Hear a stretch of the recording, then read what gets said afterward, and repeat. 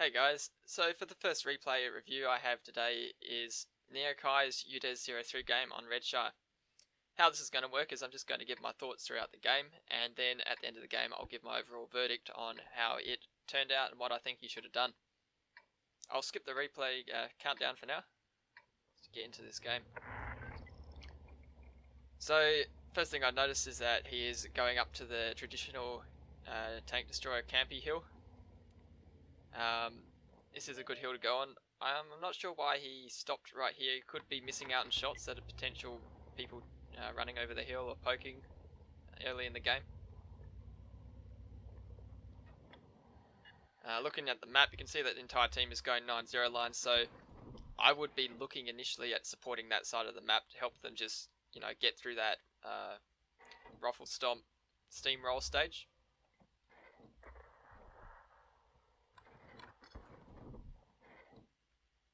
There is only an A44 on the one line, which could be an issue depending on how many people do actually push that side.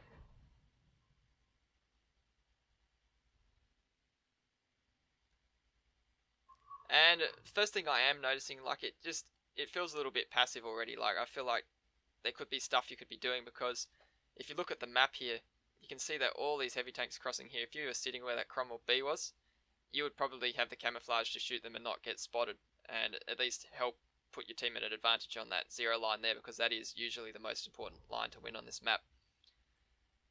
Another thing I have noticed is that you could be shooting all these guys here on one line.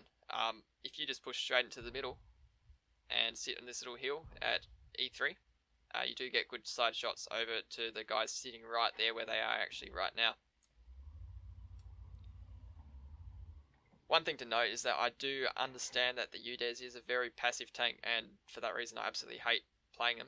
But it's just feeling very passive right now. Like, there's things to do in the game. There's stuff that needs getting shot at, and sitting in this bush here right now is not being very useful, because nothing is being spotted where you are. There's no light tanks running around spotting on the opposite hill. Like, if there was a light tank YOLOing in and spotting this J Panther and Type 62 and everything, then yeah, sitting here would be good. But as it is right now, there's other places that you could be way more useful at.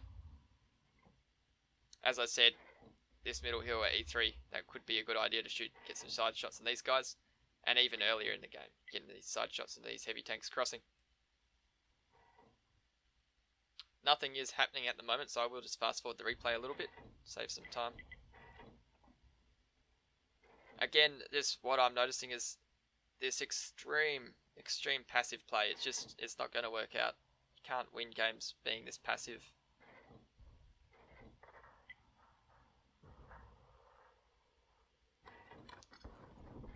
Yeah, there's still nothing you can really do from this angle. You're going to have to get a better angle at these guys if you want to shoot them on that one line.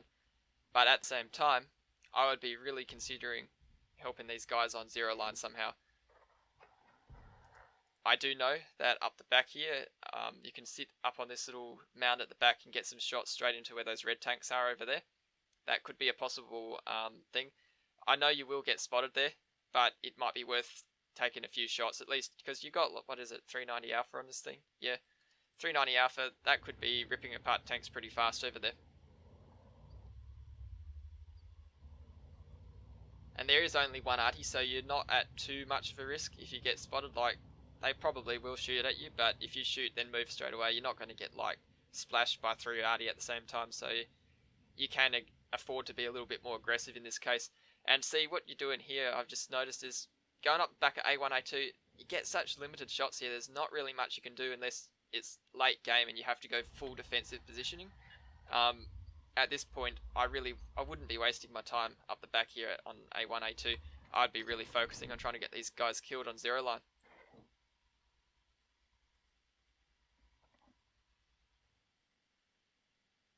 And if you look at the HP differences here on this side, it's obvious that your team are going to die pretty fast here. There's not much they're going to do if they're playing that badly for the entirety of the game. I will just fast forward the replay again here because not much going on.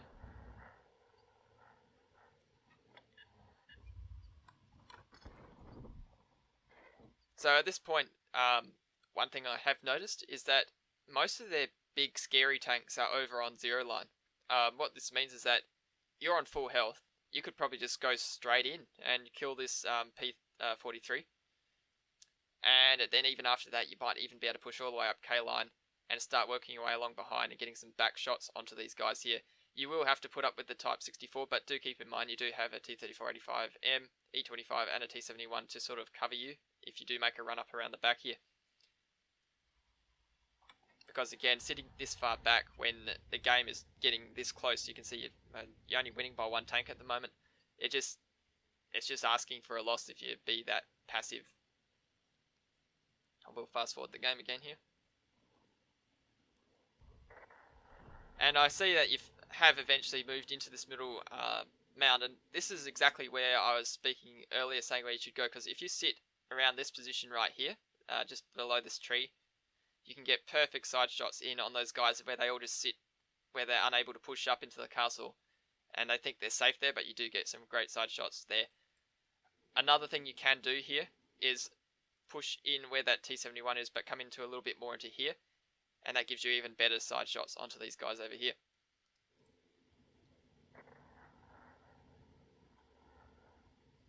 We'll fast forward this replay again a little bit. Now at this point I wouldn't be worrying about moving into siege mode at this position, because there's not really much you can shoot from here. You can see these guys, the T-34 and J-Panther, they're up behind the hill. You can't shoot them from here. They'll have to come all the way back out, which is not going to do anytime soon because they're trying to kill this T-150. You do have the couple of low tier tanks behind you over here, so putting yourself right in the middle of the hill isn't going to work. You're going to have to deal with one side or the other side. If you stay in the middle and just wait for people to poke, it's usually going to turn out pretty badly for you. As you can see, you're just again wasting time with those guys there on that side, because you can't shoot them from here.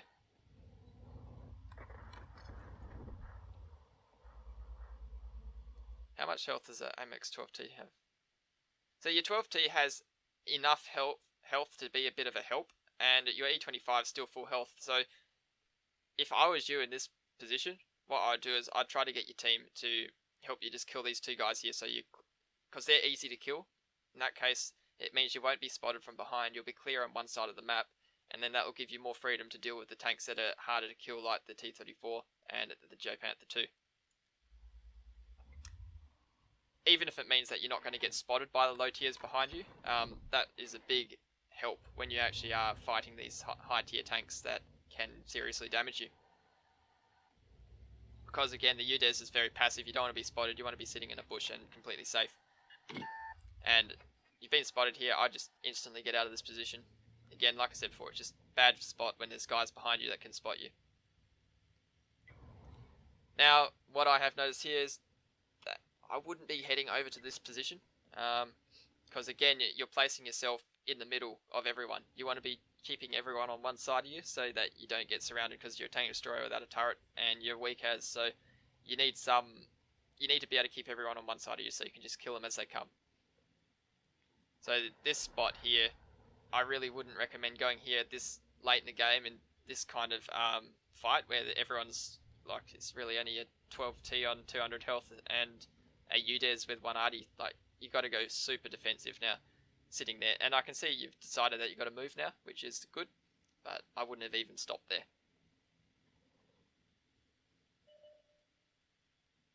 So what I would have done, instead of like stopping in that middle section over here, I would have just gone straight back up to the main hill where you initially started, because what that means from there is that you do get good spots onto everyone trying to push up through the castle, so you'd probably be able to finish off the P43 or T-3485M if they were pushing up around the back on one line. And then once they're dealt with, you'll be able to come back up on the hill, stay completely hidden, and shoot the T-34 as you'd push around the back here. Unfortunately, you have been spotted. Unfortunate tracking shot. And the RDN J-Panther. Yep, this is going to be over fast.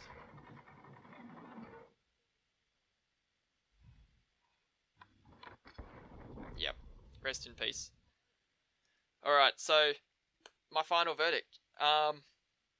Way too passive. You need to be more active. I know that UDES is a very passive tank, but a passive tank doesn't mean you have to play passively all the time. It means prioritize when you are going to be passive. If you've got lots of tanks and it's a deadly situation, stay back. But then if you've got opportunities to flank, get side shots, take them as soon as you can, because that's really the only time that you'll ever be able to use your gun in more of a brawling situation, is if someone's attention is on someone else. Initially, I would have pushed up into the middle some here, just for the initial few shots to try to get some shots on the side of one line, or into the middle here to get some shots at the heavy tanks crossing. Overall, yeah, just too passive. Need to be a little bit more aggressive and react quicker to what's happening on the map.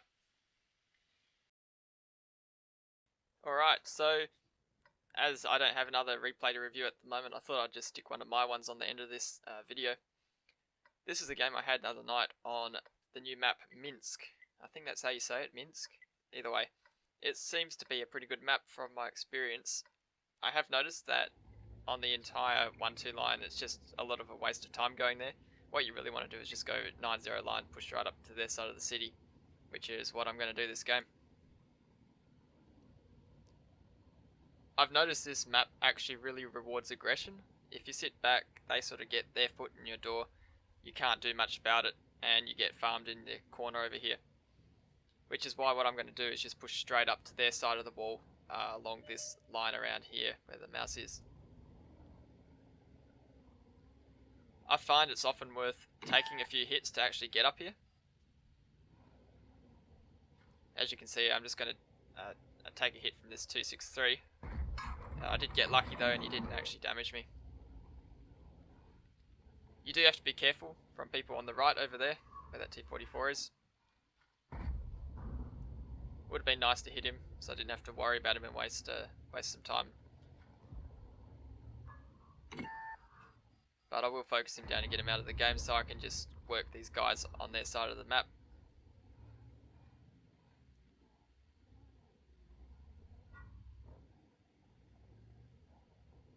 Let's knock that tree down for some extra camo, but I am getting proxy spotted, so it doesn't really make much difference. I'm just trying to wait for that T-44 to shoot at me again so I can spot him. But it appears that he is not being spotted.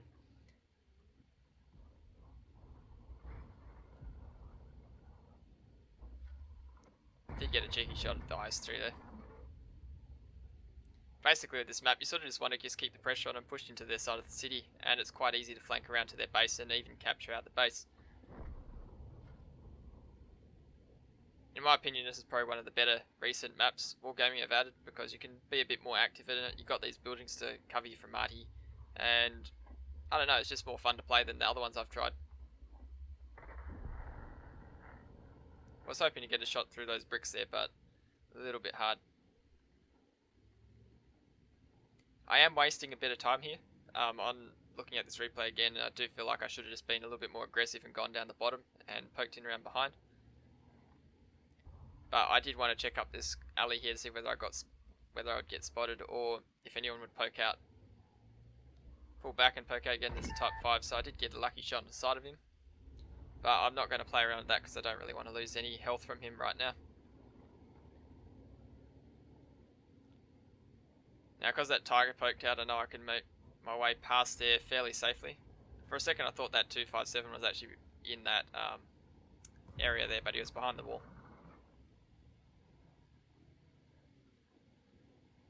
So I'm being a little bit aggressive here. I did want to push up and get a shot at them, but the 263 was waiting for me to come up, which was a bit of a shame. And their 4005 did poke his head out there, so I'm not going to try that again. At least not straight away.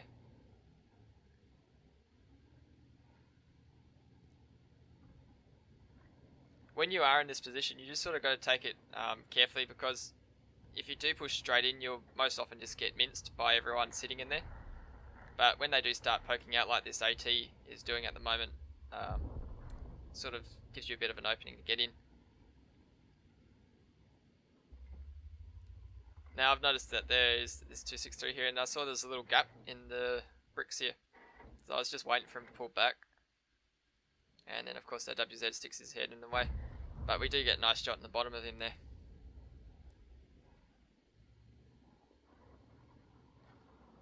And I'm just basically just going to keep doing the same thing. I'm just poking in different areas at different times, just hoping to get different side shots on them. I do know they got quite a few tank destroyers, so I don't really want to go around the back into here, around the corner there, because I don't know what they've got sitting in the field.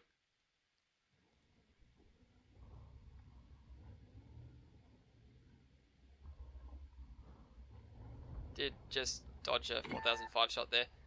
And I did want to get a shot at that Type 5, but of course Type 5 armor is balanced stuff, so we did bounce that shot.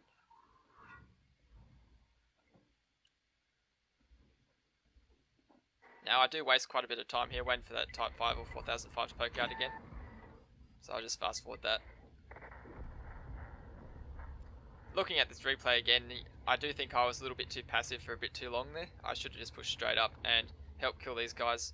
I do focus the 263 first because he's low health, and the VK is there, and I think he's a fairly good player as he noticed me come up behind him.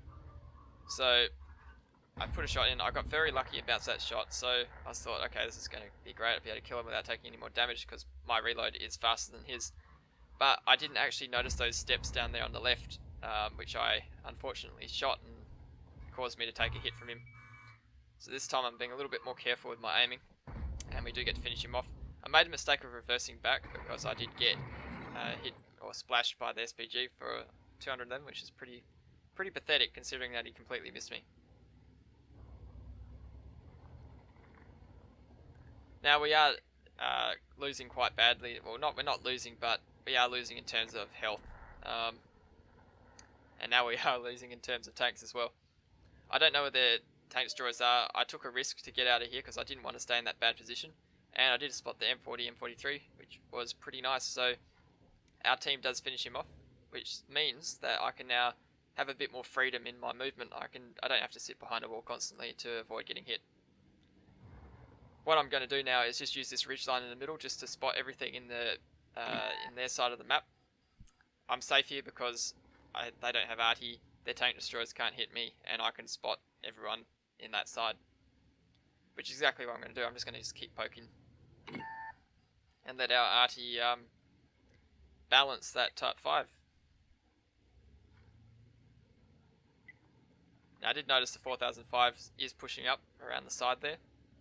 Got to be a little bit careful of that. Just wanted to poke to spot that Type 5 again.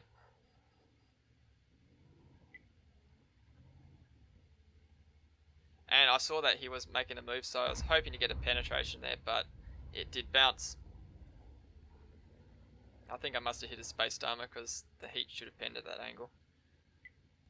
I noticed the 4005 here, so I did get a lucky snapshot on him, and Artie does finish off that Type 5. So this is still winnable at the moment. I am on low health. They do have an E50, STRV, RHM, and a Scorpion G, so I do have to be very careful because each one of those tanks can do a good amount of damage to me, and I'm pretty much a two-shot to any one of them. E75 is obviously a one-shot. AMX CDA, I don't know what he's exactly doing over there. Would be more helpful coming over my side. I have loaded my HE rounds because I was expecting to meet the Scorpion or RHM first, and I wanted to roll for the highest possible damage I could do on them.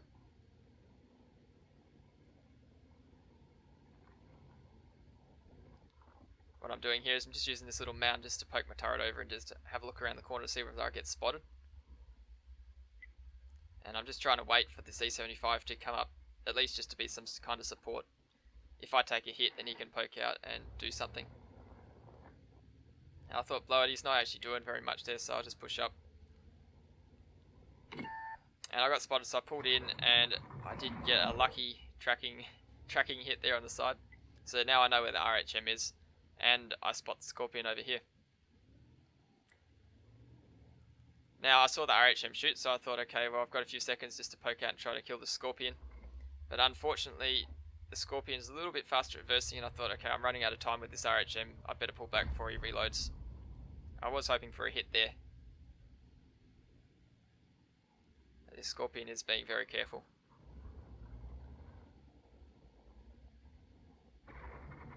He does get artied, so what I'm going to do is just try to bait him to shoot my side or a track or something. You can see I was just poking my track just out of range there to try to get him to shoot, but he does eventually hit the side of my tank, so that means I can finish him off. Now what I'm doing here is I've just come into this middle section and I'm just waiting until I go unspotted so the RHM doesn't know which side I'm coming from. And he finished off the E75 unfortunately, so this is a stage where I've really got no choice but to just go kill that RHM, because if I leave him alone and just run back to our base and hide with the arty, they're going to all eventually come to me at once, and so far the E50M and STRV haven't come to help the RHM, so I've got to kill him. Now that was some kind of problem with the server lag. My aiming reticle was over him, but it didn't work. So I had no choice but just to go and face hug him, because otherwise he'd be able to penetrate my lower front plate. I'm just hoping to put some pressure on him and give him a bit of a scare so he would mess up his shots, which did work.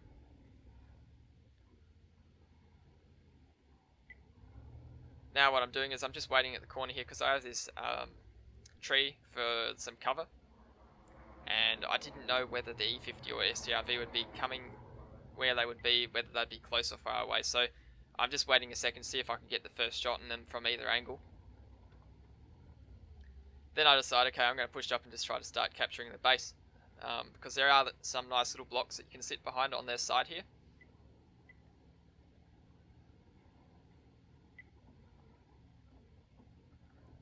And the E50M is spotted over there with the M53. So I noticed he was a one shot, so I thought, okay, well maybe I can go back and kill him. But as I was going, I was having second thoughts. I was thinking, should I capture their base or should I go kill the E50M? And what my reasoning was then, like, I don't know whether this was the best choice in this situation. I did win, but I don't know whether it's the best choice. But I was assuming that the GW Tiger would be able to either reset the base or splash or kill the E50M when he pushes on, if he does go to try to capture our base. And I just sit here and just wait to see whether the STRV would come. What I do know is that if the E50M does come back for me, he's probably going to poke around behind, and I can proxy spot anyone coming around the corner in front of me, so I'd rather have my gun facing behind me in this case. Now the base is being captured, so I was wanting the GW Tiger just to spot and just at least let me know what is on the base.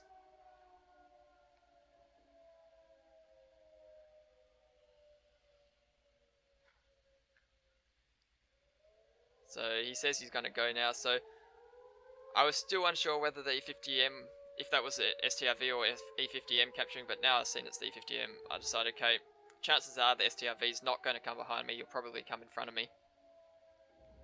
So what I do here is I am going to actually knock this tree down, just to give me some extra camouflage in case he tries to snipe me from the end of the road up there, where he was last seen. But I do proxy spot him as he comes around, and I get a lucky tracking shot in the middle as he comes around the corner. And he can't actually shoot me through this block, his gun's just in the wrong position. So I get another tracking shot on him as he runs around the corner, and he's stuck there.